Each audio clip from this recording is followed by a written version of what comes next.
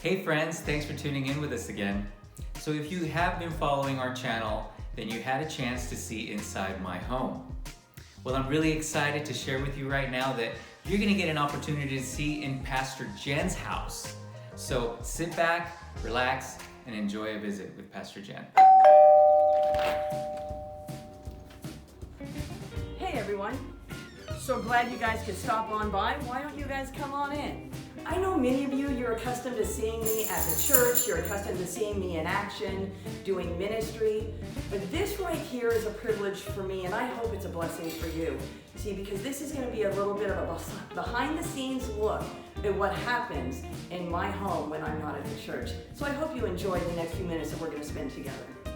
So hey, this is my living room. This is actually the room that you came into when you first entered into my home, and this is where pretty much everything in my life happens outside of sleeping and making something to eat. About this space right here is that as you can see, I have two computers on the table here. One's open because it's actually doing work right now, and people are praying with anybody who goes into the virtual prayer room. But I do my schoolwork from here as well. So I'm writing papers, watching lectures. Just so much happens right here. So even though you don't see me, know that when I'm here at home, I'm not only getting much personal stuff done, but I'm also working for you guys as well. And that is one of my greatest joys, is working for you guys. This is where my decor at Disneyland is. So why don't you guys come on over here and let me show you this wall. This picture is of the Tower of Terror that's at California Adventure.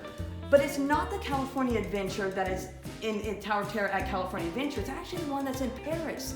This is when Rudy and I went to London, and we went to Paris back in 2014, and we had our vacation. So that's really just kind of fun, a little bit of a momentum of something that Rudy and I did together that is now on the wall. This picture is a picture of my mom and my dad. It's on their wedding day. It's before my mom was diagnosed with MS, and before she became a quadriplegic. So it just kind of reminds me that there was a time in which my mom was able to walk, in which she was able to experience life the way I experienced life. Well, we're going to move on to this next section here now, which is actually the center focus of the living room, which is above my fireplace.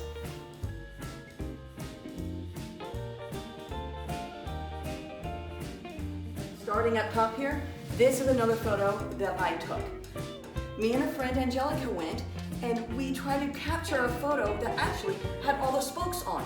It took us almost an hour to realize that we were never going to be able to capture that photo because not all the spokes were on. It's not that we were missing them, everyone was missing them. And so we just kind of spent a little bit of time laughing, but we finally got that shot, and here it is up on my wall now. This right here is a little bit of fun. This is a little slice of Rudy.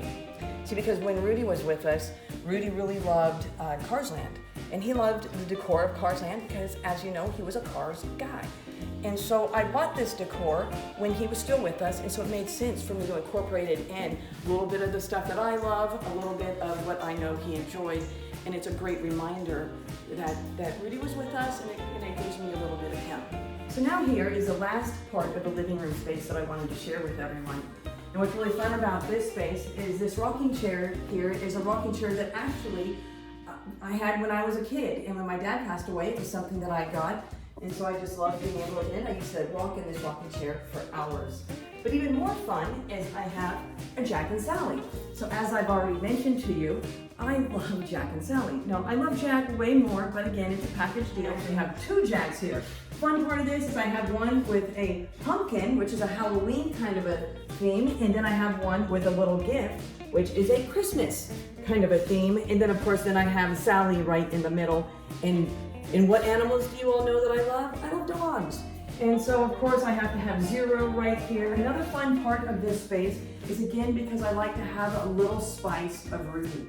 So right down here, I have Lightning McQueen, and I have Maynard because, as I mentioned before, Rudy loved Cars Land. He wasn't necessarily a Disneyland guy, but he was a Cars guy. So Cars Land kind of fit his personality. So it just reminds me of the things that he enjoyed, and it combines with what I enjoy with Disney and brings back a whole lot of fond memories. But I bet you guys have a whole lot of fond memories as well. And so this is just a little way for me to share what I have, and I look forward to even continuing to learn more about you and what are some of your fond memories. So hey, the next part of my space here in my home, you guessed it, is the kitchen. Now the kitchen is a necessary part of the house, but it's not one in which I spend a whole lot of time in. other than just coming in, grabbing something to eat, and exiting Athens. Now there's multiple ways in which I enjoy a cup of coffee, and so I'm going to show you just a few of the different ways in which I'm able to make coffee. So the first way right here, and I usually don't make coffee that often this way, but I have it as an option. This right here makes cold brew coffee. Now as you can see, I don't have any in it, so I probably should kind of get on the game and stop being so lazy and make some cold brew coffee. Now if you're wondering how I got turned on to cold brew coffee, well, we have Andy to thank for that, because see, Andy doesn't know how not to drink cold brew coffee. In fact, he's a little bit kind of like, it's almost worrisome how much he drinks it. So you might want to ask him about that the next time you see him. But he's the one who turned me on to this, and so I think I'm going to make some of this tonight. The next coffee maker that I have, this one is really kind of fun, because I bought it back in 2016 after getting back from Spain. Because I don't know if you know it, but Europe actually has way better coffee than we do, and they actually know how to make coffee way better than we do. I mean, we might find some places around town that make pretty good coffee, but Europe, hands down, they got this technique down. But I went and I bought a Breville because this makes a latte, and that's milk and coffee. So right here, we put the milk in, and we froth it right here, and then we make our espresso, and we put it all together, and we have a latte. Now this is one that I make just once in a while at nighttime when I just want to relax. It's just a nice little cup of coffee to end the day with. So I have what is called a French press. And what happens with a French press is I boil water here on the stove. I have a fresh grinder that I grind coffee every couple days. And I put about 4 scoops of coffee in here, and then I pour 4 cups of water over it, and I let it steep, and I let it just sit there for about 7 minutes, and then I have amazing coffee to drink. So the next part of my house is my dining room space. Now what's fun about my dining room space is, again, it's all things Disney right here. So I'm going to show you really quickly, I thought it would be fun, is from Beauty and the Beast, I have 2 plates here. So I have the primary dinner plate, and then like a little salad plate or a little plate to hold bread or an appetizer. But it says right on here, be our guest. Check this out. Like this right here matches my plate setting on the table. So it's Disney. And I'm like, dang, anything Disney, of course I'm gonna have to have, right? So what would be really fun is if maybe one day I was able to invite some of you.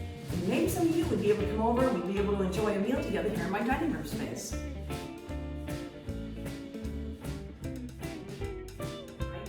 Well, you know, like I have tattoos, I have the pink hair.